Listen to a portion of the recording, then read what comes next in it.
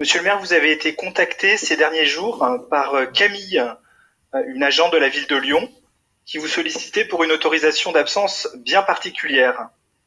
Ceci pour réaliser ces examens médicaux liés à une procréation médicale assistée. Avec ce nouveau plan d'action en faveur de l'égalité professionnelle, monsieur le maire, vous allez pouvoir désormais lui répondre favorablement. C'est une des 38 avancées très concrètes sur lesquelles notre collectivité va s'engager sur les 2 ans à venir. Et d'une manière plus générale, la maternité devra être un épisode plus paisible pour les mamans. Le responsable hiérarchique organisera désormais un temps d'échange avant et après le congé maternité pour garantir des conditions de départ ou de reprise optimum. L'avancement de grade ne sera plus ralenti par la période de congé maternité ou de congé parental.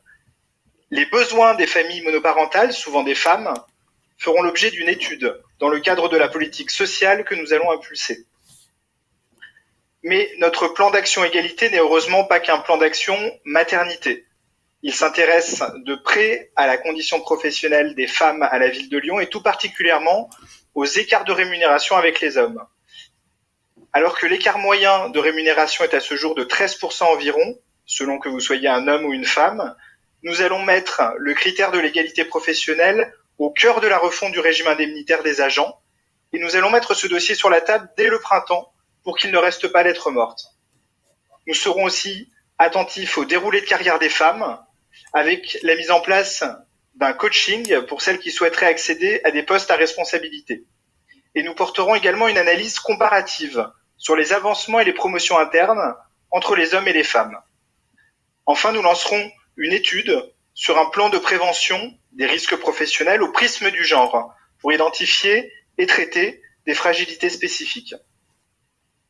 En conclusion sur ce rapport, je voudrais remercier Florence Delaunay, qui porte activement à mes côtés ce plan d'action sur l'égalité professionnelle.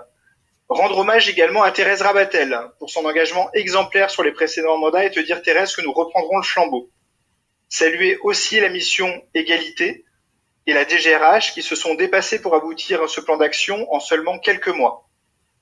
Et puis souligner enfin l'implication des syndicats qui ont formulé un grand nombre de propositions qui ont été reprises dans ce plan d'action. Je remercie enfin la droite lyonnaise qui commence en commission municipale à parler des Lyonnaises et des Lyonnais, signe que la petite musique de l'écriture inclusive commence à porter ses fruits et que nous la réaffirmons bien haut dans ce plan d'action au regard des progrès suscités. Merci à vous.